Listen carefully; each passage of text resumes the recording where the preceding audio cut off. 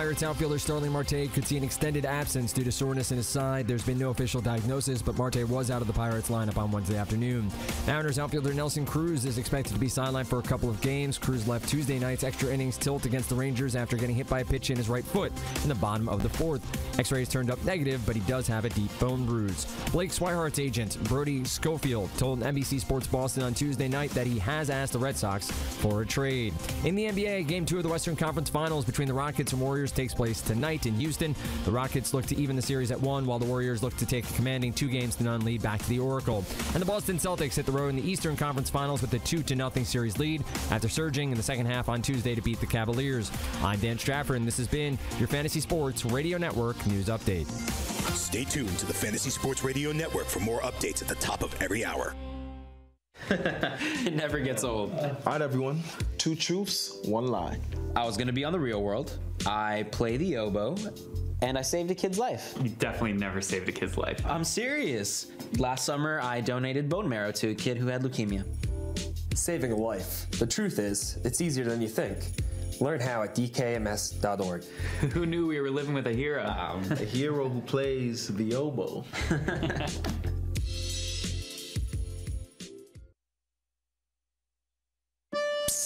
Hey, you, over here. You want to win a DFS? And you want it for just $1? I got Daily Roto here. Now, why do you want it? 2 of the guys behind it have won $1 million.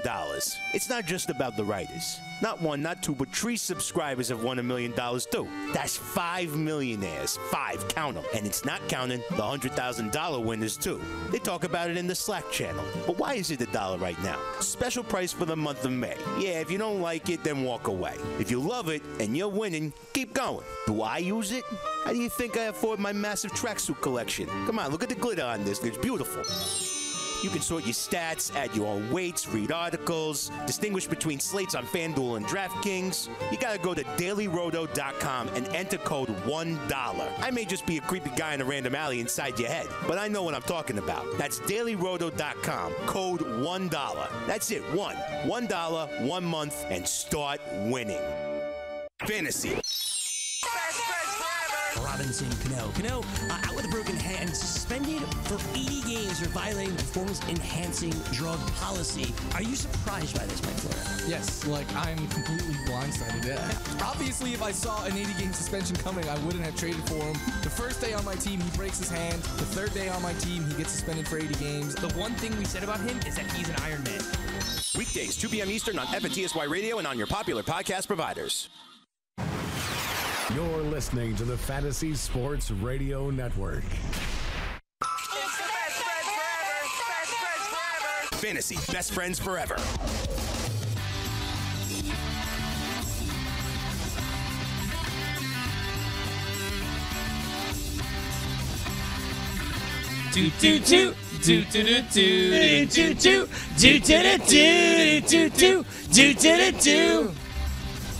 Yeah, this is the Fantasy Best Friends Forever here on the Fantasy Sports Radio Network. Alongside Frankie Stampfl, Michael Florio, I am Gregg Sussman. Gentlemen, what's going on?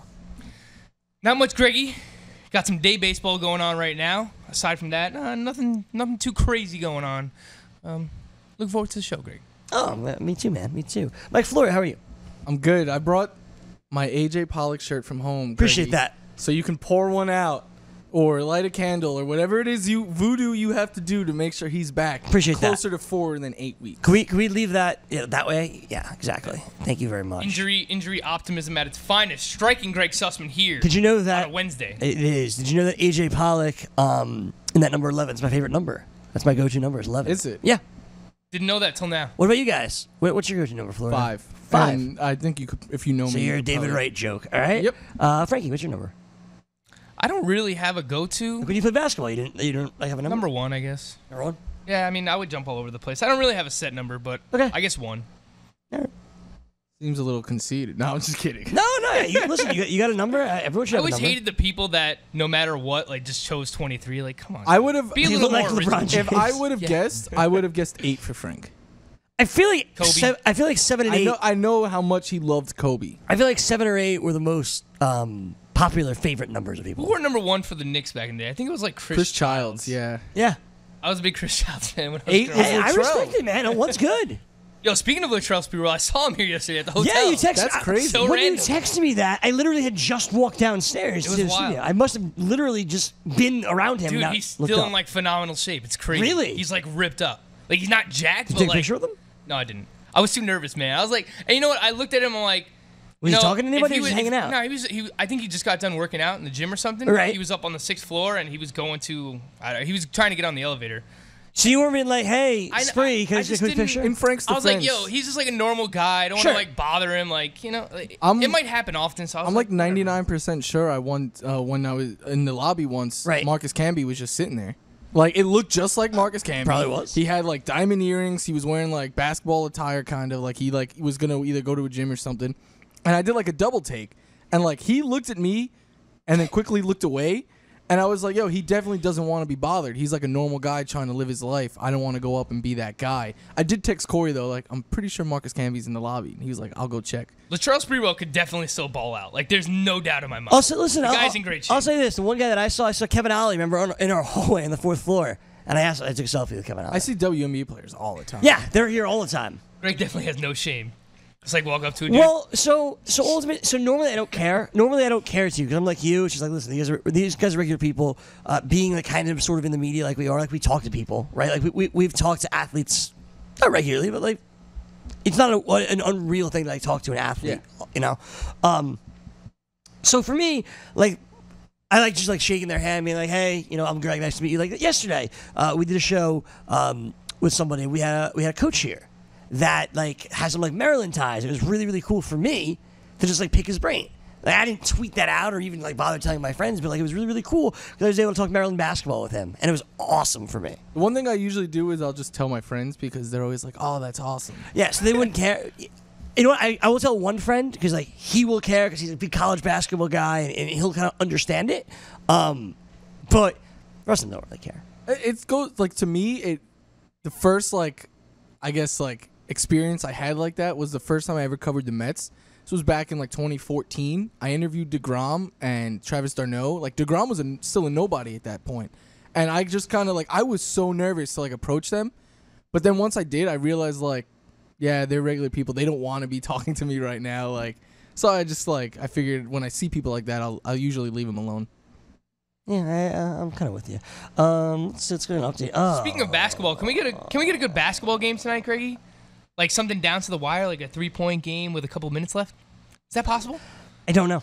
Probably not. I don't know. I thought game 1 of this series was good. The thing is, it was never really that close, you know. Even with a couple minutes tied at left, like halftime. no, I understand that, but the whole fourth quarter, the Warriors were up like anywhere from 8 to 12, so it never really felt like their lead was threatened. Let's just say that. Yeah, no, I thought like I would agree with that. It felt over well before it was, but the first like 3 quarters were super competitive. Yeah, first half was great last night too. I missed the first half. I mean, the first half was great. First quarter was fun. LeBron James is completely dominating. Dude, so was the second quarter. The Celtics were down 10 in the second quarter. Why do people hate LeBron so much still? I just don't get it. Well, I think it's just the greatness, right? Like, you want to beat, he's the very, very best. You want to beat him. I get why players and stuff, or like if you were a fan Like, of... I'll be honest, I'm not rooting for LeBron this series. Oh, I am. That's fine. I'm not judging you for No, rooting I'm for not. him. But you don't hate LeBron though. No. Like whoa, there are people who like genuinely still hate But LeBron. do you think that I think that also kind of comes to me being a pretty rational sports fan. I think. I don't hate anybody. Like I think the last player I really hated was Manny Ramirez. Like, I never liked him. Like, I hated Manny. David Ortiz was too good, so I respected him too much to hate him. But like Manny Ramirez, I hated. Oh, that's not true. There's one athlete I hate that's currently active, just one. We've talked about it on the show. Is it Yasmani Tomas? Not Yasmani Tomas. I mean, you do kind of hate Yasmani From a Tomas. fantasy perspective, I hate him. From a fantasy perspective, I hate him. Sure. There's like one athlete that like due to fandom that I hate.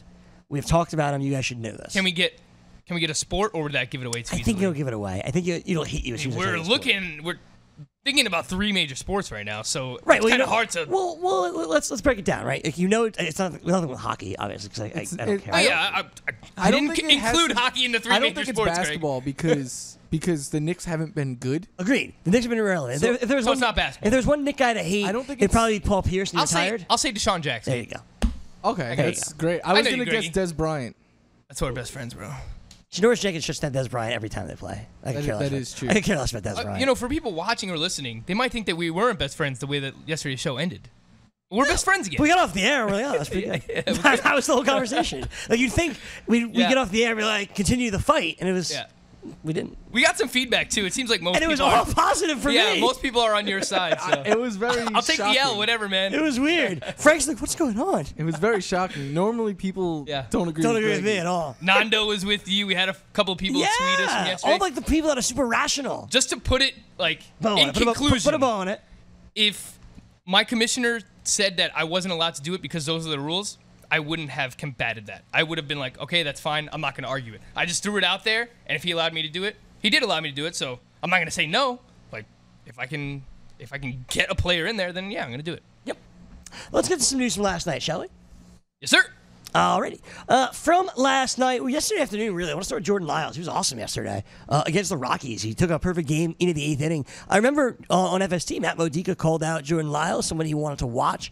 And I went downstairs. I was like, wow, Lyles pitching a really good game. I was like, wait, Florio, he's pitching a perfect game. Yeah. And he's like, yeah, no, I know. I'm like, all right, cool. But Jordan Lyles was amazing yesterday. 7 1/3. He allowed 1 hit, 1 walk. He struck out 10 batters yesterday.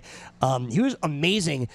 Is there something to see here? I remember Florio, Lyles was the top prospect for the Astros. He was part of that crew that was terrible when they were very, very bad. Lyles was a top prospect at one point. I think he may have been even higher ranked than Dallas Keuchel. Got hurt, didn't really work out in Houston, went over to San Diego, and I kind of liked him a lot like I liked Jared Cozart for the same reason, because I thought they were both talented and didn't get a fair shake on a bad Houston team. Hasn't exactly worked out for Cozart, but at least yesterday it certainly worked out for Jordan Lyles. Yeah, and it was against the Rockies, who have been struggling, but still, I think it was very impressive what he's done. And if you look at it, in his 2 starts since they've moved him into the rotation, he's an ERA of 0.73, and the FIP and XFIP are both just over 2. So, to me, I'm taking a flyer on this guy. Like you said, former top prospect. He's 27 years old. He's getting more strikeouts than he really ever has in his career. As a starter, he's averaging 11.68 Ks per 9 and only 1.46 walks. So to me, right now, I would take a flyer on Jordan Lyles if he was available out there. I'm not saying he's a guy that you're going to pick up and he's going to be on your team all season long, but the way he's pitching right now, he's worthy of taking a shot on. Yeah, I would say even in 12-team leagues, man, like I'm interested. And this is your daily reminder that the Colorado Rockies lineup is not what it has been in years past. So, you still have to approach them with caution when they're playing in Coors Field and your starting pitchers are going in there. But, if you have a guy who is pitching away from Coors Field against the Colorado Rockies, I think we kind of have to look at that start as, it's not an automatic benching anymore. Right. Let's just put it like that. Jordan Lyles, I'm looking at the repertoire, very interesting. 94-mile-per-hour fastball. He throws 4 different pitches at least 11% of the time, so very diverse. He throws his curveball 26% of the time, throws a changeup 19%. So he has a very diverse pitching arsenal, doesn't just rely on that fastball. We bring that up often. Some guys can make it work. Maybe if you're Freddie Peralta, you get 13 strikeouts throwing 90% fastballs, but when I look at pitching arsenal, I like to see these guys that throw more than one pitch, and a guy specifically here with Jordan Lyles who throws 4 different pitches at least 11% of the time. So I'm definitely interested in him, even in 12-team leagues, to be honest. Frankie, you mentioned not being scared necessarily of the Rockies when you're not in Coors Field, not one of these like automatic benchings. Like today, I benched Trevor Cahill against Boston, for instance. So it's not like one of those types of situations. But I think you can make that case really for the entire NL West, where if you would see the Diamondbacks early in the season on the schedule, you'd think twice about if you want to start your pitcher. Certainly the Dodgers coming into this year, you felt the same way. Not anymore. I mean, this entire NL West is underwhelmed, and it's due to injuries, certainly with the Dodgers, like Corey Seager being out, and then ineffectiveness in a way. And we talked about Charlie Blackmon off the air this morning, and certainly Paul Goldschmidt had his struggles with the Diamondbacks. This entire NL West is kind of underwhelmed. Yeah, I think that's fair to say. Paul Goldschmidt, the struggles are going well into the season now. They just lost A.J. Pollock, so you take those two things in conjunction with each other. The Diamondbacks, you don't really have to fear that lineup. The San Francisco Giants, We brought them up yesterday. Yes, while they brought in Andrew McCutchen, they brought in Evan Longoria. Still an offense overall that has not performed well this year. The San Diego Padres, one of the leading teams to stream your starting pitchers against year in and year out. That hasn't changed so far this season. And then the Dodgers, man, they lost Corey Seager. Yasiel Puig has underwhelmed. Yesterday, I went on Roto Experts in the morning. I made some Roto Clio picks. Call me now, Dane Martinez. I picked Alex Wood to get a win against the Miami Marlins. The guy doesn't have a win on the year. I thought it was an easy no-brainer. He goes in there, the guy gives up one earned run, and he loses the game. So it's just the Dodgers are scuffling right now. I don't know. They need to make a trade or something. I agree with you. This NL West it's in flux right now. Which team would you guess of the 5 NL West teams has the highest team WOBA? Not against lefties or righties, just overall WOBA. I would think it would be the Diamondbacks. The Diamondbacks ranked 28th in all of baseball. Oh, my God. But you knew I was going to say that. Okay, so that's one down. Who would you guess next? All right, Frank has to guess now. I really hope I hope it's not the Padres. The Padres ranked 29th in all of baseball. All right, so it's not the Padres. All right, it's not the Dodgers. You're going to say they're 30th, I'm sure. They are 21st. All right. That might be the leading candidate, though, still. I don't think it There's is. one I think it's the high. Giants. The Giants Yeah. at 18th. The Rockies are at 23rd. So, yeah, that whole division can't hit right now. No, they're terrible. Stream your starting pitchers against the NL West. NL West, absolutely. I was doing it against the Giants. It's funny because I like to do it against the Giants. Yeah, it didn't work out too well with Tyler Mahle, though. No, it did not work out well. No. Probably should have started Andrew Heaney over Tyler Mahle this week. And we also should have started... Not Ronaldo Lopez. We should have started Kyle Freeland over Tyler Mahle this week. And speaking of a pitcher who's dominating right now, Nick Pivetta, 7 innings, 11 Ks. Yeah, Nick Pivetta, man. I liked Your Pivetta guy. earlier in the year. Yeah, you did. He had, I think it was either 1 or 2 blow-up starts. It was the start before last. I think he got blown up. But if you look at how he pitches, 94, 95 mile per hour fastball, has a big hook. And what he was doing this year was that he had good command. So you put the strikeout stuff with the good command. I didn't think the command necessarily could keep up because if you look at his minor league numbers, this was a guy that was typically over 3 walks per 9. But I think there could be some success there with that fastball curveball combo. I liked Nick Pivetta earlier on in the season. I dropped him in a few leagues. If you held on to him, I think you feel pretty good about him right now. I scooped him up for a double start this week, and I'm going to probably keep riding this out. That's exactly how I feel about Andrew Heaney. Like, I just picked him up for a double start, and now I feel like, I might actually stumbled across something here. By the way, Jacoby Jones with the home run last night left today's game early. Yeah, we dropped him on Sunday night. I know. We can do nothing right in that league that we play against Ian Kahn. Ian, we love spent you. money on Ronaldo Lopez. Did not work out yesterday. Dropped Jacoby Jones. We are struggling to find offense. The one thing we had was good pitching numbers. That got blown up yesterday by Ronaldo Lopez, so we can do no right. Gregg Sussman. That's kind of how it feels. Ronaldo Lopez's line from last night, not good. Not good. I don't actually have it in front of me, but it's not good. It was 6 or 7 earned runs in just 2 innings pitched. Fantastic. It was 2+ in his defense. He did come out. It was 7 earned runs, I believe, 2 innings. I like you're saying his defense, but it was 2+, not he just came 2. out for the second, gave up two runners, and then the bullpen allowed the 7th run to score. Thanks. Well, that was his regression game, right? Like, we were expecting this for a long time. The guy had a low 2 ERA. Both of his ERA indicators were well over 4. I think one of them was over 5. His xFIP was over 5. So the guy doesn't get a lot of ground balls, doesn't get a lot of strikeouts right now. The stuff that he throws is hard. Really, he doesn't know where it's going half the time, but you would think he would get more strikeouts based on how hard he throws, but that hasn't been the case. He's walking a lot of guys. It was kind of just ride him while he's hot, one of those situations, similar to Harleen Garcia, but at least we had some pedigree behind Ronaldo Lopez, so we thought that he would actually, some of those numbers would start to regulate, but yesterday was the regression game for Ronaldo Lopez. Do me a favor, Mike Florio. Yes. Rank the Oakland A's starters for me. Manaea would be 1. Okay. Trevor Cahill, probably 2nd. Okay. Kendall Graveman is last. Okay. So do you want me to tell you the 2 you're missing? Yeah, I'm drawing it. Like, You're missing Andrew Triggs and Daniel Mengden. Megden is 4th. Triggs is 3rd. Okay.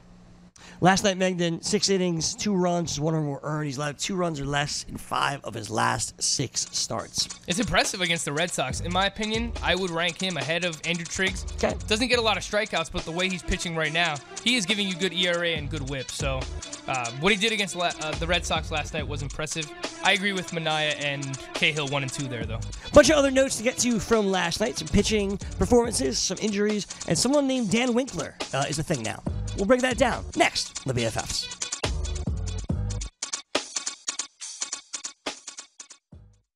The Fan-controlled Football League is making fantasy football a reality. Like a real-life version of Madden, fans will vote on all personnel decisions and play calls in real time. And what the fan says goes. Visit fcfl.io to learn more. The FCFL, where you're in control.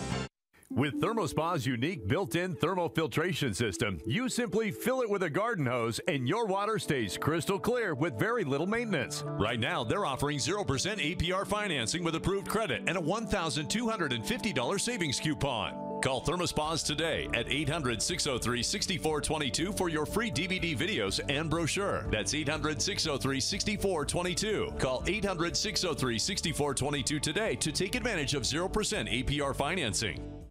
Game time decisions. Uber and Uber Eats and all this stuff, all these food outs, totally save McDonald's, Ken. Remember a couple of years ago, it's all you heard about, like McDonald's stock crashing and McDonald's are closing. It was like the first time in like ever that more McDonald's franchises closed and open in a year. Now you go to a McDonald's and every time you go in, you'll see, man, they're making like 60 burgers. They're kicking stiff. It's all because of the Uber Eats and also their coffee. Weekdays, 4 p.m. Eastern, 1 p.m. Pacific, only on the Fantasy Sports Radio Network.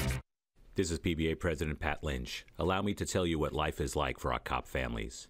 Every day our husbands and wives, mothers and fathers, daughters and sons are hoping and praying. They're hoping there's no knock at the door, praying they never hear those terrible words. You need to get to the hospital. We have a car waiting. In May 1971, the families of police officers Waverly Jones and Joseph Piagentini heard those words. They heard that Waverly and Joe were never coming home because a gang of terrorists assassinated them in cold blood. Nothing would bring our heroes back, but at least these families knew the killers were behind bars for life, until now. The New York State Parole Board has already released cop killer Herman Bell. His accomplice, Anthony Bottom, is up for parole next month. Help us fight for these families who have sacrificed so much for us. Visit nycpba.org and click on Keep Cop Killers in Jail. Tell the parole board that cop killers should never walk our neighborhood streets again. That's nycpba.org.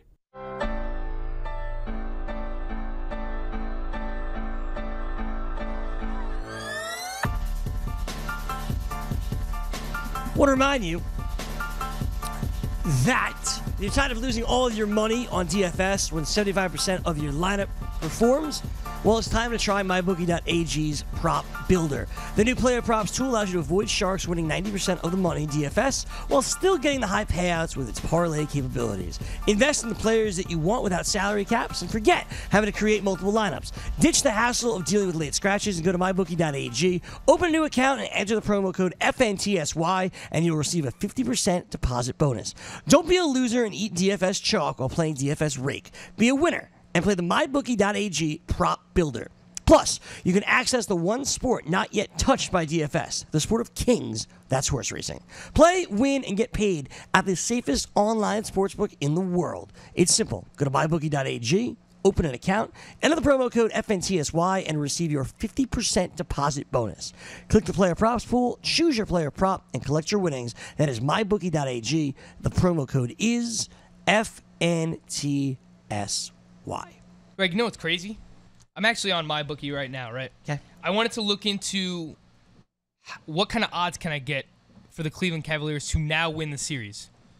What would you guess that it's at? Just to put some perspective here, the Rockets are down 0-1 to the Golden State Warriors. They're plus 320 to win that series. The Cavs are down 2-0. Right. What do you think they are to win the series still? I'd say they have better odds than the Rockets. Much better odds. I would agree. That makes sense. Well, that makes a ton of sense. But they're down 2-0, and the Rockets are down 1-0. Yeah, but they're down 2 games. The Cavs haven't lost a game at home yet. So you have the Celtics. No, I understand that, but the Cavs are going back to Cleveland. Yeah, but they have home court advantage. No, I understand that, but the point is... It's crazy to me that they're down a game They and also their odds are have so much different. LeBron James against a team that is playing extremely well that doesn't really have a superstar, though. while the Rockets are playing against arguably the best team maybe ever. Yeah, and James Harden is listen, the MVP. And many people say a series. LeBron could be the MVP. Many people say that a series In a regular year, he might have been. does not He should have been, begin actually, rather. until you lose a game on your home floor. The Cavs have not lost a game on their home floor. Greg, the Rockets are plus 320. What do you think the Cavs are right now to win the series? You said the Rockets plus 320, you said? Yes. Plus 210. Plus 130. That's wild. That's insane. That's wild. I was like, if I could get better odds, if I get like plus 200, I would have probably threw something on it. Plus 130? What wild. are you getting there? They're down 0-2. It's crazy to me. I agree. It's crazy. If it was better than that, I probably would have jumped in, to be honest. Because I still think the Cavs have a chance to win. Yeah, of obviously. course. Yeah. All right. Let me get back into some stuff from last night here, guys. Including the return of Yu Darvish. 4 innings, a run, 5 Ks. He left earlier than we wanted him to. But in the return, what did you see, Frank? I was impressed that, obviously it wasn't a blow-up game. That's where you got to start based on how he was pitching and going up against the best offense in baseball right now in the Atlanta Braves. Not to mention, he only pitched 4 innings in this game. He allowed 1 run. He had 10 swinging strikes in a small sample size in terms of total pitches. So I was impressed on that front. Going up against the team that he did leave this game after 4 innings with, quote, leg cramps. So I guess just another thing we have to watch with Yu Darvish. But I'm cautiously optimistic that he did what he did against the hottest offense in baseball. All right, so there's Yu Darvish. You want to say anything on him? I was going to say, I think it was a great step in the right direction against a very good Braves team, but we've seen him have strong performances before. 6 innings, 9 Ks, 1 run against the Brewers. 6 innings, 8 Ks, no runs against the Brewers again. So those are the only 2 games, though, this year he's gone actually further than 5 innings. Every other outing this year, he's gone less than 5 innings, which is very interesting. But I want to see him be able to build off of this and do this a couple starts in a row before I start to think Yu Darvish is back. That's exactly right. We got to see 2, 3, 4 performances in a row of 1-run ball, 2-run ball. Give us some quality starts in a row so that we can build off that. We hear Chrissy Bones in our ear, which is great. That is correct. I do love you, Chrissy Bones. How are you, sir? All right. And he's gone. And he's gone. I want to get. Oh yeah, we are for sure because we hear you talking to Gabe. Oh, I'm sorry, guys. It's okay. Don't worry about it. I big timed you with Gabe. How are you, He's sir? testing his new connection, and it sounds horrible. Oh, it sounds about right. There was also much cursing, so I'm so glad I had it muted. Yeah. That would have been Not great by if that just me, came over the air. Gabe, Yeah, no, we know you too. So when Gabe wakes up at 2 in the afternoon, it gets rough. It is for sure. Let's roll. Let's roll. All right, guys. These other pitching performances from last night. I feel like we do this every week. But Trevor Williams, 7 shutout innings. I brought him up a lot, and you guys in the past have kind of poo-pooed me. Will that change anytime soon? He definitely pitched very well yesterday. And remember, I told you guys I'd let my opponent this week make a change after lineups locked Monday night. You know what his change was, Greggy? To get Williams into his lineup. Ooh. So he dropped 26. Luckily, I had Jose Barrios to cancel that out. But that's crazy. Yeah.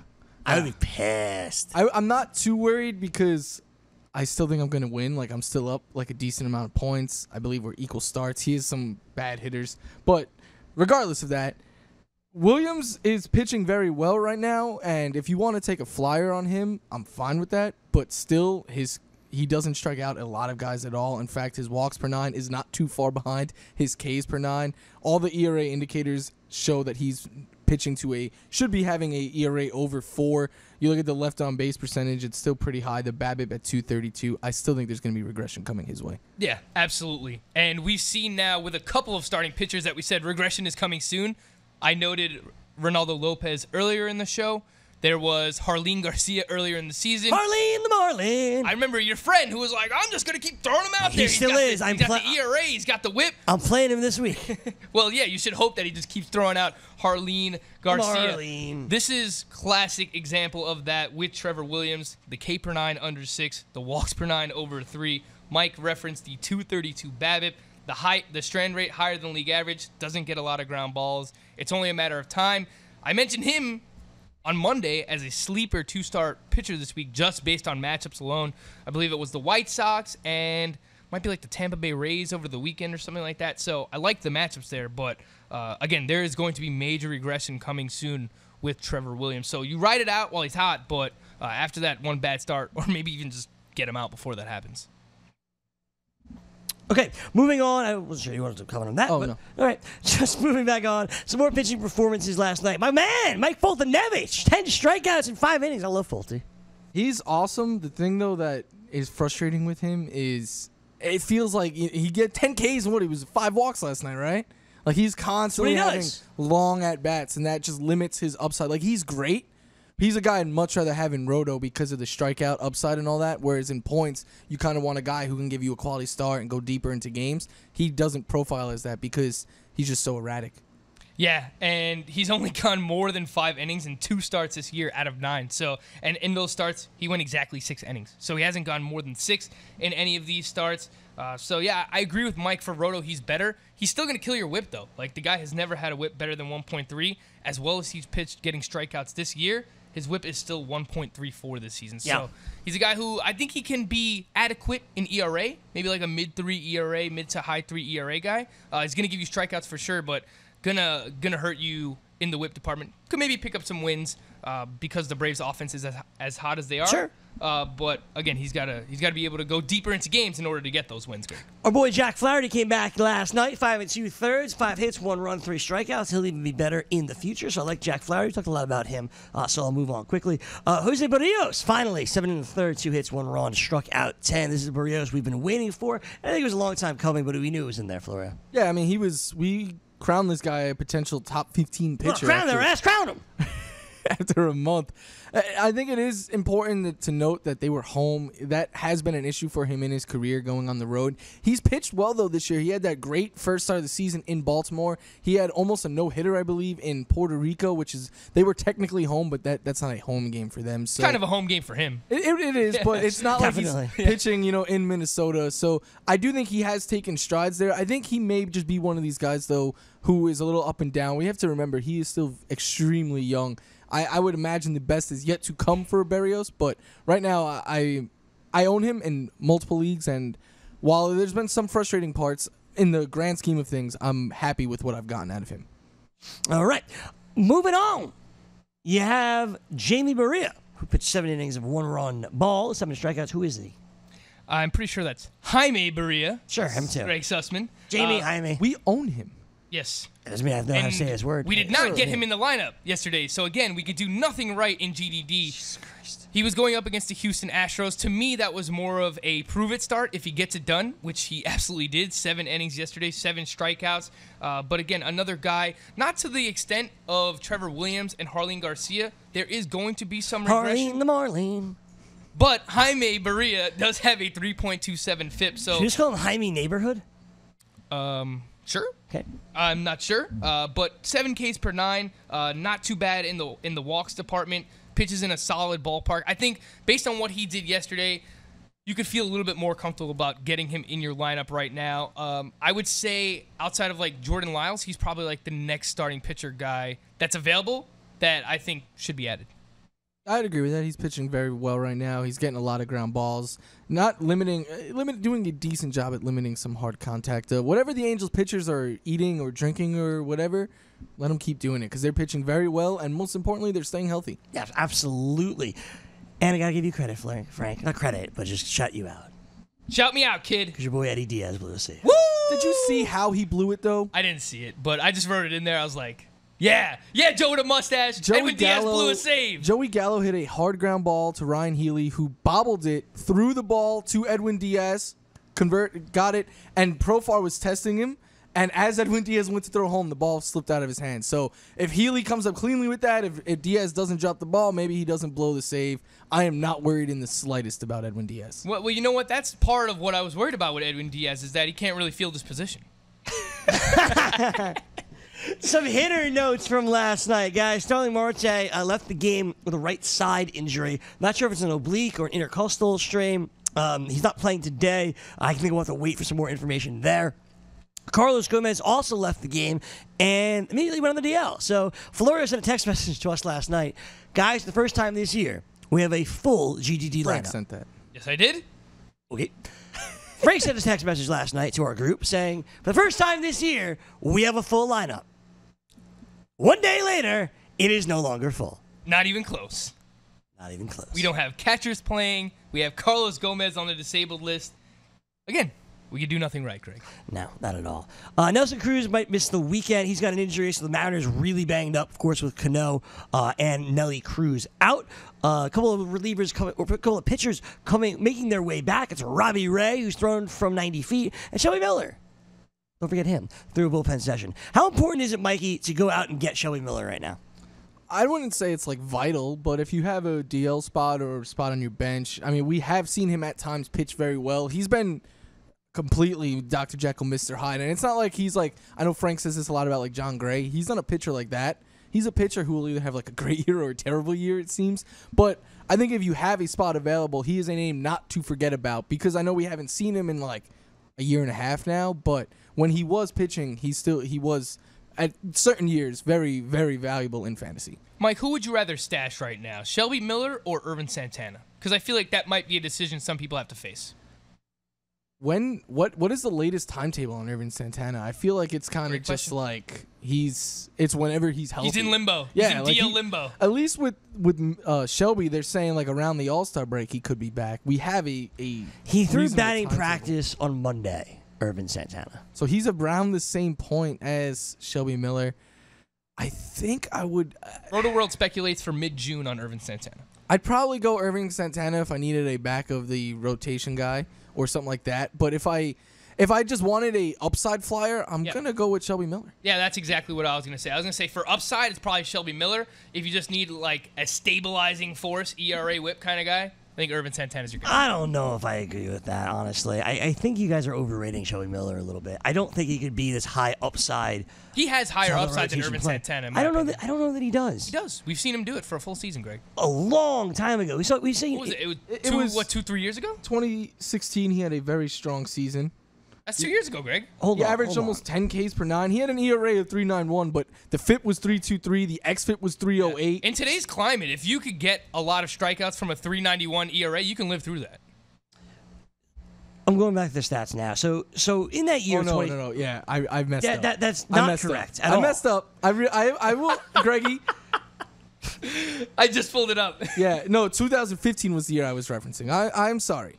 That's a big 2015. He pitched very well. It's just 3 years ago, Greg. Do you just 4 years ago, Greg. Mike Florio, would you mind, if you may, reading those 2016 stats you were referring to? The 2016 was he had a 6.15 ERA. That was the year he pitched very poorly. Yeah. Oh, you were reading his minor league numbers in AAA. Yeah. Well, Greg, just 2 years ago, he was really good at AAA, Greg. Listen, 2014 and 2015, though, he was very fantastic effective for the Braves. It's a new atmosphere in Arizona, and it's been different. You look at Irvin Santana over the last 2 years, the ERA has been 3.38 and 3.28. That's better than Shelby Miller. I don't think you're getting Shelby Miller 3 years ago, especially coming off Tommy John immediately. That's not going to happen. Irvin Santana's coming off like a weird finger injury, which is not an elbow injury. He's not sexy. I get it. I think you're looking at, to me, Shelby Miller and Irvin Santana are equals. And Shelby Miller will be back first. That seems to be clear. No, it seems like Irvin Santana. No. Shelby Miller's already pitching extended sprint training. Yeah, but they're giving him like a full month, they said before. I guarantee you Irvin Santana will get the same month. All right. To me, Irvin Santana is a safer choice. I don't really see the upside in Shelby Miller. So my answer to your question is Irvin Santana, far and away. All right. Well, that's fine by me. Don't try and hop on the Irvin Santana bandwagon now. I'm not. Because I was driving that bandwagon earlier in the season. I'm not. I'm just answering your question. I'd rather have Santana than Miller because I don't see this upside of Miller that you guys are kind of talking about. I just think Irvin Santana is a huge regression candidate. Look, I will not dispute that. The numbers say that he should be a lot worse than he has been. But when you get the sample size over 2 seasons, I think that's something that you can hang your hat on. So I'm not depending on the guy for a low 3s ERA. But if he can pitch to a mid to high 3 ERA, I do think there is some value in that. He's done it the past couple of years with Irvin Santana. So I'm stashing him right now in one league. I'm not stashing Shelby Miller anywhere for what it's worth. In 2 catcher leagues, Jason Castro is done for the year. Mitch Garver is the catcher right now for Minnesota. I think they also still have... they have Bobby Wilson as the backup. Yeah, Bobby Wilson's backup. Is what's his name still in there? Former Yankee, J.R. Murphy. Is he still there? No, he's on the Diamondbacks now, Greg. He's on the Diamondbacks now? Okay. Come on, he caught Patrick Corbin the other day. They traded Aaron Hicks to get J.R. Murphy. They did. And that did not work out. Okay, so Everyone's talking about Blake Swinehart potentially being an option there. It was just some Twitter speculations Yeah, that I saw. I threw it in there because he put it out. He wants to get traded. As Florio knows. Blake Swinehart deserves a chance. As Florio knows, anytime a catcher goes down, Blake Swinehart is always kind of linked to them. I saw it this year. Out of all the Red Sox catchers, he has hit the ball harder than on exit velocity than any of the other ones. Mike, I know you like the 40-40 club. Sorry, Greg. Mitch Garver, 40% hard hit rate, 40% fly ball rate. It's pretty good. So he might be the primary catcher there. Hey, maybe Minnesota will give someone good for another Yankee backup catcher. Let's hope. You want Austin Romine? Come get him. Take a break. The pitchers who haven't been right are next. Attention all authors. Page Publishing is looking for authors. Have you written a book and want to get it published? Page Publishing will get your book into bookstores and for sale online at Amazon, Apple iTunes, and other outlets. They handle all aspects of the publishing process for you. Printing, cover art, publicity, copyright, and editing. Call 800-292-8137 now for your free author submission kit. That's 800-292-8137 for your free author submission kit. Again, that's 800-292-8137.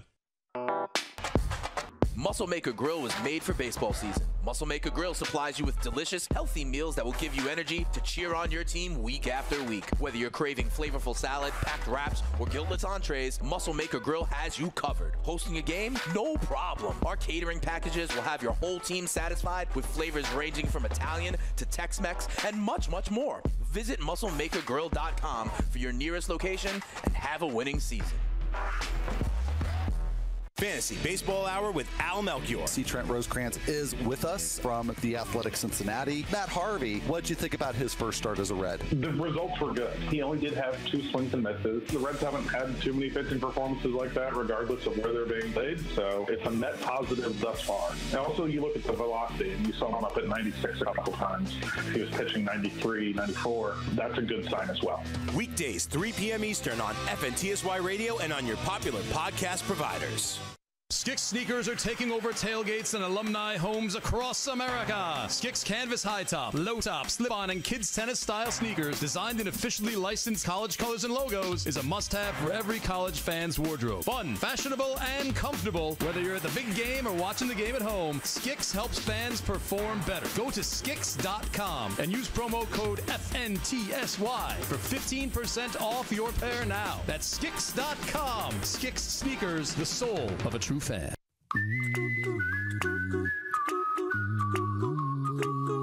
We're back here with you. Fantasy best friends forever. I feel like we'd be walking through a park or something. What are your thoughts on Bobby McFerrin? I can't tell you who he is, but I know this song. Isn't this the intro for some TV show, or am I making that up? I feel like it is. Don't worry, be happy. It's Bobby McFerrin, dude. He's the guy that plays all the instruments by his body.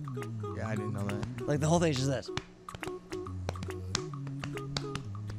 Great radio. It's a great representation right there. It is. Love it. Watch on YouTube. You've heard about DailyRoto.com's $1 month. We've been telling you about it every day. So let's do it again. $1 is the promo code ONEDOLLAR. You get all the projections for golf, for baseball. It's all there. One spot. DailyRoto.com. Promo code is $1. ONEDOLLAR. The millionaires use it. Why shouldn't you? You want to be a millionaire? Go to DailyRoto.com. Promo code is $1, Bob. Just cut off the Bob part. Also want to remind you, subscribe to the podcast on iTunes. Rate us. Give us 5 stars. Leave a comment. Everything that you do helps us. We really appreciate it. I know I speak for Mike and Frank in that regard. It's extremely important. Like the video on YouTube. We want people to like us. So please, 5 stars, subscribe, leave a comment. And yeah, that is it. Yesterday, yeah. So I have 2 things real quick. Edubre Ramos is in a 4-1 game for the save. In the 9th. For the Philadelphia Phillies. You should make that very clear. You meant in the 9th, because I didn't realize that. What'd I say? You didn't say anything. You just said, he's in the game. Okay, cool. That's correct. He is in the game. It's in the 9th inning. And the other thing I wanted to mention was when you were doing the promo, and you said you want to be a millionaire, I thought there was a perfect opportunity for someone to jump in and just say, so freaking bad. Okay. Thought that just perfect for you. Do you know who sings that song? Because you're like the pop sensation, Gregg Sussman. Do you know who sings that song? I do. I forgot. It came out a couple years ago. Bruno Mars, right? That is incorrect. He sings the hook Oh, that's what really That's the part matters. that he sings. It's Yes. him Yeah. and Macklemore, right? Or It's someone not like that? Macklemore, no. Someone like that? I know Bruno Mars is the one who sings the chorus. That's all that really matters. Yes, sure. Who sings the actual song? You were looking for Travie McCoy. Yeah, I never would have got that. He's the lead singer of Gym Class Heroes. And not nearly as famous as Bruno Mars. Not nearly as famous as Bruno Mars. That's for damn sure. Okay, guys, we wanted to get into it yesterday because of the Cano news broke, and Frank illegally set his lineup. We didn't get an opportunity to get into it, so we'll do it now. Some pitchers that have been really, really good this year, or we expected really great things from, it hasn't happened, and we're going to try to figure out where this regression is coming from, if it's something that we should be worried about, or it's something that, kind of shrug off. And I want to start with my guy, Patty Corbin. Before the season went in, I think really all of us as a consensus, we're in on Patrick Corbin this year. We liked his draft stock. I know Florio, for instance, liked him a little bit less than Blake Snell, but they're in the same tier. I think back to back. Right. But I had Blake Snell higher. That's what I said. They're in the same tier. We like Blake Snell. That's literally what I just said. I was just confirming. I know. I didn't need a confirmation. I remember. Right. I was here. You want to talk about what's wrong with Patty Corbs? Can I continue building it up? Sure. Thank you. It's the fantasy foreplay from Gregg Sussman. Love it. It's great. It's true. So anyway, Patrick Corbin gets off to the start where he's been phenomenal. The velocity is up. He's striking out more batters than ever before. The ERA is down. And while there were some indicators that the ERA would go up, we thought it was still manageable. A couple of starts ago, Mike Florio points out, I don't know what to make of this, but his velocity is significantly down the last two starts. Let's see how he pitches on Monday. And while the control was much better than it was last week, I think he walked one guy, which is fine. Struck out like 8 or 9, which is great. Velocity was not back. He was throwing at a higher velocity than ever before earlier this year, like 95 miles per hour, I think. He was back down to like 90. And that's a monster drop. I said a couple of days ago, or last time we talked about Patrick Corbin, that I don't care about the 1 to 2 miles per hour. And Florio was like, no, that's a big deal. You should. But when it drops 4 or 5 miles per hour, that's pretty telling. Florio, what's going on with Patrick Corbin? I don't know what is causing this velocity drop, but I will tell you, you look at, first of all, his average velocity from the first 6 starts, the lowest. He was over 92 in all of them. The lowest was 92.36. Since then, the highest was his last outing at 90.93. And the scary thing about that was I said his lowest average velocity from the first 6 games was 92.36. In the last 3 outings, his highest max velocity, meaning the fastest pitch he has thrown in his last 3 outings, is 92.31, which means his hardest pitch over the last 3 outings is slower than what his average velocity was over the first 6 outings. To me, that's a big red flag. Now, I don't want people to overreact or anything because Patrick Corbin is still getting the job done. I watched his whole outing on Monday night, and I was keeping track. I remember I think I counted like 3 or 4 times where he hit 92 miles per hour on the gun. But that's where he was sitting easily, consistently before that. So to me, that was very telling. His slider is still so dirty that he could still pick up strikeouts in bunches, and he has been. But I remember earlier in the year when he was on his dominant stretch, I tweeted out, that he was throwing his slider like by far more than any other pitcher. There might have been like one other pitcher in that same range as him.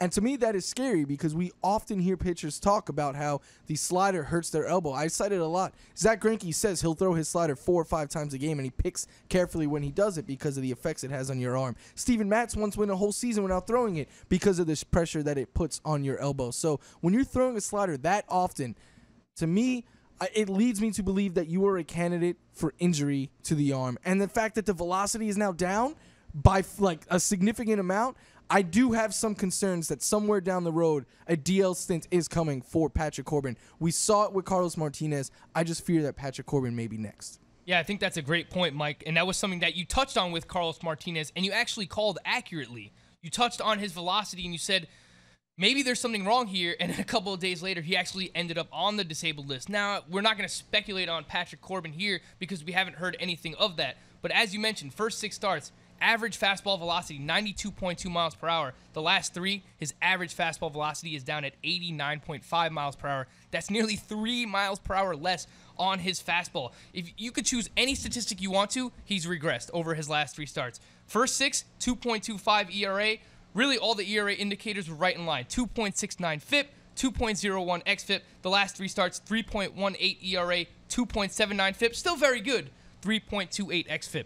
I don't think we expected him to pitch to a low to mid 2 ERA all season long, but he really has regressed, and part of it is due to he's not throwing the ball as hard, which has led to him not getting as many swings and misses. His swinging strike rate is down 5% over that span, the last 3 starts. He's not getting swings and misses outside of the strike zone as much. That has gone down nearly 8% during that span. So because opposing batters are laying off on pitches outside the strike zone, he's walking more guys. He's not getting as many ground balls as he was earlier on. So there are a lot of red flags with Patrick Corbin. With all that being said, over his last 3 starts, his ERA is still 3.18. So that just tells you kind of how we regarded Patrick Corbin over those first 6 starts. We really viewed him as like a top 20, top 25 starting pitcher. Sure. And now, like, with 3 starts of a 3.18 ERA, everyone's freaking out. It really has to do a lot with that velocity, and I understand why. I've had a lot of people, tweet at me and ask me, should I be worried about him? It is worrisome, undoubtedly. There's no doubt about it. I'm not just going to go out there and try and trade him for anything right away. If you get good, fair value for him, a top 25 pitcher in return, maybe you explore doing something like that. But I'm not freaking out yet because he still is pitching well, but these are red flags. There's something that have to be on your radar if you own him right now as a fantasy owner. Another top pitcher that, again, he's pitching fine, but maybe not to the degree we expected, was Noah Syndergaard. And Florio, I go back to you here first because you're obviously the Mets fan, and Noah Syndergaard, I thought we all chose, I think if I remember correctly, we chose him out of that next tier, out of the tier B from the Kluber, Sale, Scherzer, Kershaw. After those 4, I think we all said that Syndergaard was the most likely pitcher to make that jump into that top tier. All 3 of us chose that. The way he's pitching, I don't know if that's going to be the case. Yeah, it's crazy because if you were to tell me that you were disappointed with a pitcher who's averaging almost 11 Ks per 9, has an ERA of 3.14, but a FIP and xFIP below 3, and you would say he was a disappointment so far this year, someone would probably say you're crazy, but I don't think it's wrong to say that Noah Syndergaard hasn't been as dominant as we had expected when we drafted him this year. The word that my Met fan friends and that the announcers and everything say when he pitches is that it's a slog. Like, he really has to work hard to go 5 or 6 innings. And while he hasn't been giving up a ton of runs, the walks have been up. And I'm going to give credit to where it's due. This was all pointed out because of SNY, but I think they hit the nail on the head with what Syndergaard's problem is right now. And it's the fact that he's not being aggressive and he's falling behind in counts very often. You look at it, he's only throwing pitches in the zone 40.5% of the time. So he is still getting pitchers to chase, batters to chase, and to swing and miss. He's in the top 10 in both of those categories, but 40.5% of the time he's only throwing in the zone. And if you look at it, there's a huge difference, and this is something that hasn't plagued him in the past. When he falls behind hitters right now, they're hitting him well. They're hitting well over 300 against him, whereas he's ahead of them. They barely even have a chance at getting on base. So it's completely night and day. I don't really know why he isn't, being more aggressive. I guess when you have the stuff that he does, you would think that he would dare hitters to kind of attack him and throw more pitches in the zone, get ahead, and then that's when you could start to throw pitches out of the zone and you'll get them flailing, swinging, and missing. But to me, that is the issue with Noah Syndergaard. And one thing they did say that they are working on with him, and maybe we will start to see this be incorporated into his game. He did it a couple times yesterday.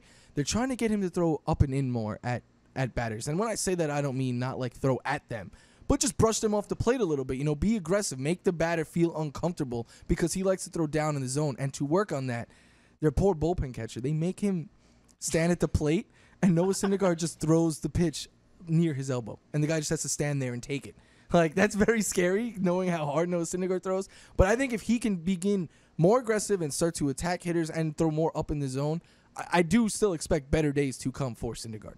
Yeah, Mike touched on a lot of what I wanted to mention as well. The guy has only gone more than 6 innings one start this season, and that was against the St. Louis Cardinals back on April 26th, where he threw 7 1/3 innings pitched. Every other start, he's been 6 innings or less. Yesterday, only 5 innings pitched against the Toronto Blue Jays. Really kind of had to will his way through that. And to me, it really does go back to that first pitch strike percentage. This year, 55.5% first pitch strike percentage. In his career, 62.5%. So he's down 7%.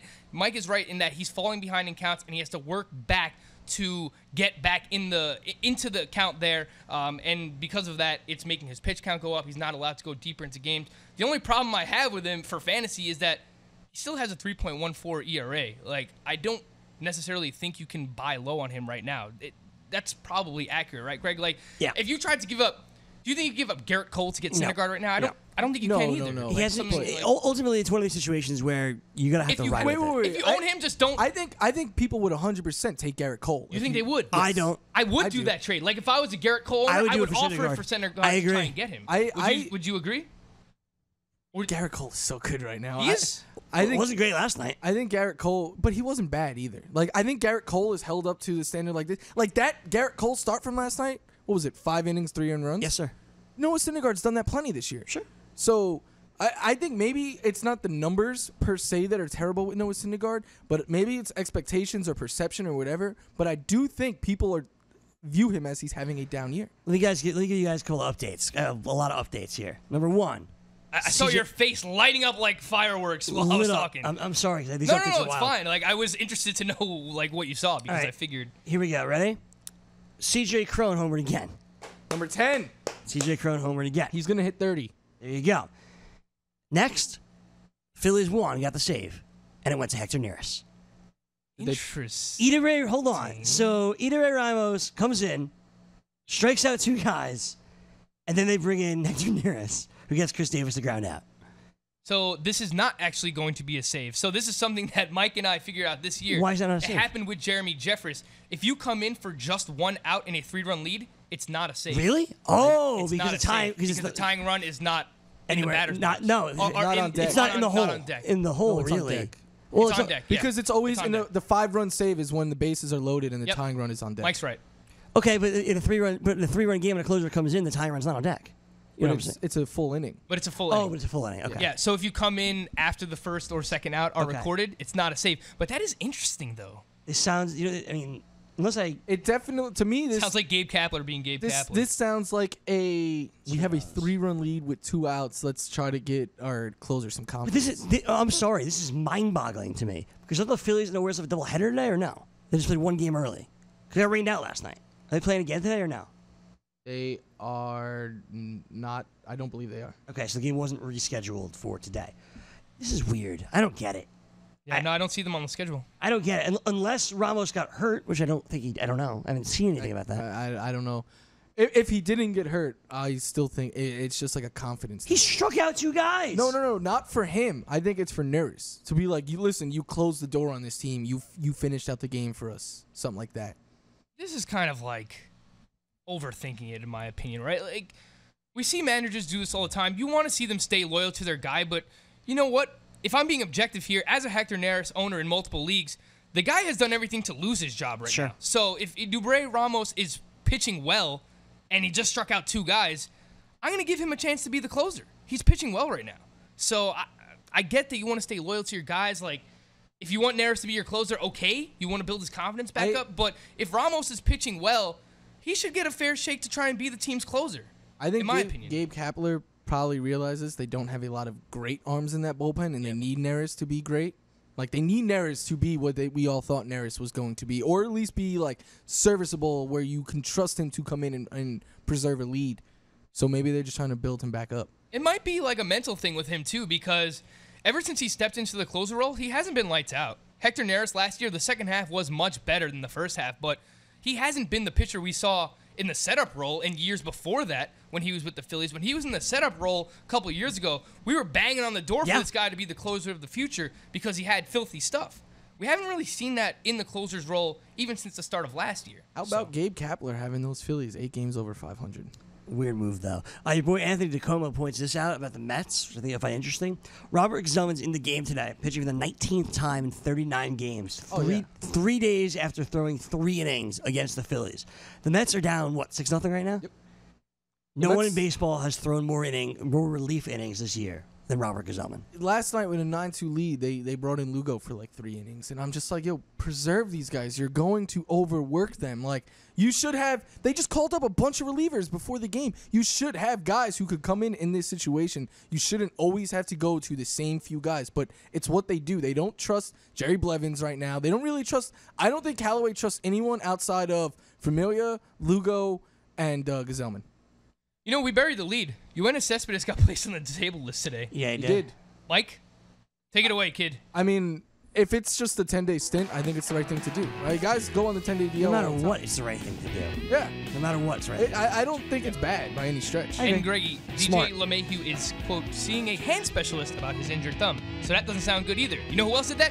AJ Pollock. For Michael Florio and Frank Stampfl, AJ Pollock, we remember you, and we miss you, and we love you, and we hope to see you soon. Turn the camera to Florio. Or don't. All right. We'll see you tomorrow, we hope. We Goodbye. hope. Does your fantasy team suck? Maybe you need us, the Fantasy Sports Radio Network, the only free 24/7 Fantasy Sports Radio Network.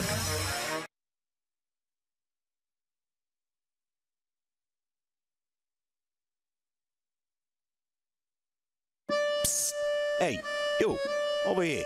You want to win a DFS? And you want it for just $1? I got Daily Roto here. Now, why do you want it? 2 of the guys behind it have won $1 million. It's not just about the writers. Not 1, not 2, but 3 subscribers have won $1 million too. That's 5 millionaires. 5, count them. And it's not counting the $100,000 winners too. They talk about it in the Slack channel. But why is it $1 right now? Special price for the month of May. Yeah, if you don't like it, then walk away. If you love it and you're winning, keep going. Do I use it? How do you think I afford my massive tracksuit collection? Come on, look at the glitter on this. It's beautiful. You can sort your stats, add your own weights, read articles, distinguish between slates on FanDuel and DraftKings. You gotta go to dailyroto.com and enter code $1. I may just be a creepy guy in a random alley inside your head, but I know what I'm talking about. That's dailyroto.com, code $1. That's it, $1. 1 month, and start winning. This is PBA President Pat Lynch. Allow me to tell you what life is like for our cop families. Every day our husbands and wives, mothers and fathers, daughters and sons are hoping and praying. They're hoping there's no knock at the door, praying they never hear those terrible words. You need to get to the hospital. We have a car waiting. In May 1971, the families of police officers Waverly Jones and Joseph Piagentini heard those words. They heard that Waverly and Joe were never coming home because a gang of terrorists assassinated them in cold blood.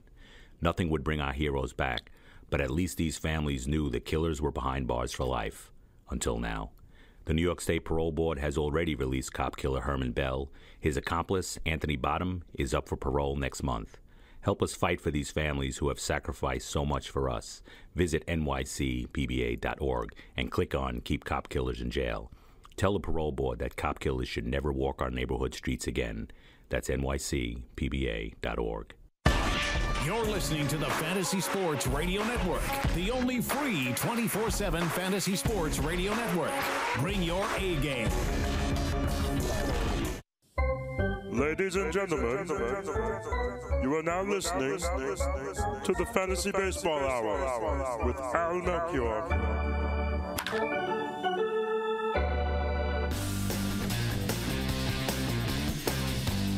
Happy Wednesday, everybody. You are listening to the Fantasy Baseball Hour. I'm your host, Al Melchior, and we got a whole bunch of games in full swing right now. In fact, we got one game that's completely done already.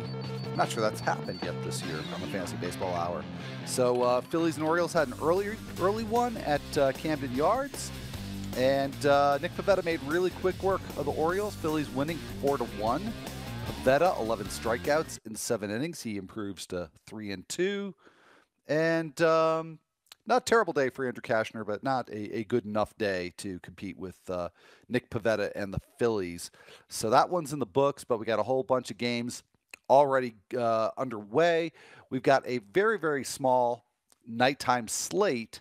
And good thing we've got Drew Dinkmeyer coming on the show. Of course, if you tuned in last Wednesday, you know that we're starting a weekly DFS segment here on the show. And we're going to have Drew Dinkmeyer from Daily Roto. And we're going to talk specifically, and it's such a timely thing, about how one plays such a small slate like the one we have tonight. And yet, while it's small in games, it's big in aces. Justin Verlander, Chris Sale, Max Scherzer, all scheduled to start tonight. And I'm putting the emphasis on the word scheduled there because we've got more bad weather in the Northeast that could make maybe a small slate even smaller. But again, that's all stuff that I will talk about with Drew, who will be on just a little bit later. As always, I'll take a look back at the previous days and nights' standout performances. Certainly the biggest and most unexpected one was Jordan Lyles, flirting with a perfect game. So we'll take a look at that and a bunch of other ones. But lots of news to get to as well. So get to it I shall.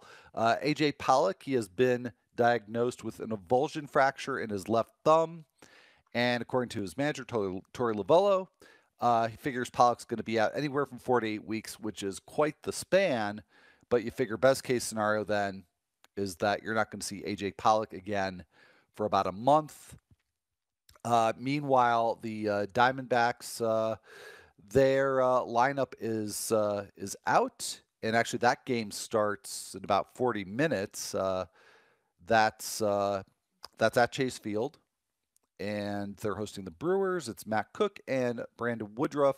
And so Gerard Dyson playing center field, batting second. So imagine we'll see a lot of Gerard Dyson for a while. And so if he's out there, I think he's out there in a good number of leagues. Obviously, you can get your steals and get maybe some runs as well from Gerard Dyson. Carlos Martinez, he is going for another MRI tomorrow. That is Thursday, to determine if his lat injury has gotten any better. I have talked so far this week about how the Cardinals' rotation this weekend is really in flux.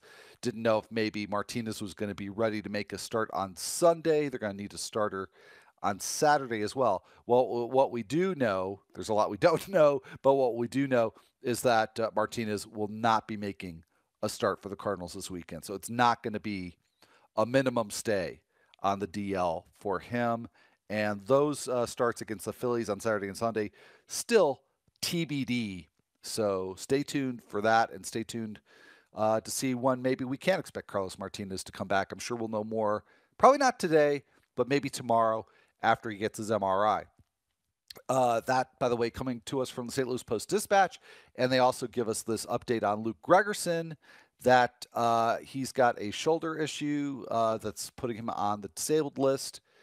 And they also are concerned that maybe there's an elbow injury. So it really does not sound good for Luke Gregerson. Not that he was really figuring in the closer situation anyway there, even though it looked that way back in spring training, but not looking good for Luke Gregerson. From the Washington Post, we learned that Adam Eaton is looking at about a 6-week timeline to return from his ankle injury, and he got the cast off of it yesterday. So obviously that's a necessary step. So you can check that box, but still probably about 6 weeks away from seeing Adam Eaton. Yoenis Cespedes has been placed on the disabled list with a right hip flexor strain. That has been retroactively moved to Monday. So theoretically, in fact, I would think likely, we'll see Cespedes middle of next week. Given, I shouldn't say likely. I feel like that's maybe a little too optimistic, but it's a possibility. Given that the Mets kind of hemmed and hawed about even getting Cespedes on the DL, they thought maybe he could play through it. So maybe we see Cespedes middle of next week.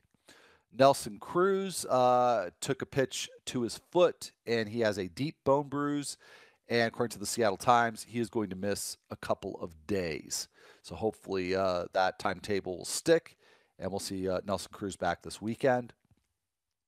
Adrian Beltre has been diagnosed with a grade 1 strain, and he is expected to miss 2 to 3 weeks. Very similar to the injury that he had that sidelined him back in April. So that terrific news there for Adrian Beltre, and that update coming from the Fort Worth Star-Telegram. Joey Votto is going to be back in the lineup, so he had some back troubles that kept him out, but he is back in the lineup, and that game, Reds-Giants, scheduled to start in about half an hour, and Votto's batting third. So I'll get a chance to take a look at those fuller lineups in a little bit. But Joey Votto back, so if you have an opportunity to get him in your lineup right now, definitely go take care of that. Justin Turner made his return yesterday against the Marlins, went 1 for 4 with a single in his first big game back. According to The Athletic, Madison Bumgarner is going to make his first rehab start for AAA Sacramento on May 26th, so that's a week from Saturday. And he is expected to make at least 3 rehab starts. So I think probably a mid-June return is probably what we're looking at here for Madison Bumgarner. So looks like we're about a month away. Trevor Cahill has been activated and is scheduled to start tonight at Boston. Chris Sale going in that one. Yu Darvish returned yesterday, but had to leave after 4 innings due to leg cramping. And, of course, he had been on the DL with the flu. So if you're worried about Darvish being pulled early, it's leg cramping, he should make his next start. Now, for the Orioles, they have a slot to fill in their rotation that's been vacated by Chris Tillman, who's on the DL. And it was supposed to be Miguel Castro going today, but with yesterday's game being postponed, everybody's been pushed back. Of course, we actually saw that, right? Because the Orioles played the Phillies already earlier today. It was Andrew Kashner. However, Castro is still in the discussion to make a start on Sunday. And it's basically down to either him or David Hess, who recently made a spot start. So according to the Baltimore Sun, those are your candidates to start on Sunday against the Red Sox. Now, sticking with Castro-related news, Jason Castro is now out for the season. Was expected he was going to miss several weeks. He had knee surgery, and it turned out that he had much more damage and needed to repair his meniscus, a full meniscus repair, according to MLB.com. So that's going to put Jason Castro out for the entire 2018 season. So bad news for Castro, good news for Mitch Garver and for Mitch Garver's fantasy owners. Indians have placed Bradley Zimmer on the disabled list with a left rib contusion. And a couple of Rays notes. Carlos Gomez is on the DL with a right groin injury. And Matt Duffy, like Gomez, he had to leave Tuesday's game early. In his case, it was a tight right hamstring. And Duffy not in the lineup against the Royals, but is looking to return on Friday against the Angels, according to the Tampa Bay Times' Mark Topkin. Francisco Cervelli took a pitch to the forearm. However, he's just been diagnosed with a bruise, so good news there. From DK Sports, they're the source on that one. And also from DK Sports, Starling Marte being treated for an injury to his side and lower back. Do not have a timetable yet for Marte. Stephen Vogt's season is over. He is going to have shoulder surgery that is going to put an end to his 2018 season. If he had been able to return, he would have been looking at being a backup to Manny Pena, but his season is now done. Couple of closer notes.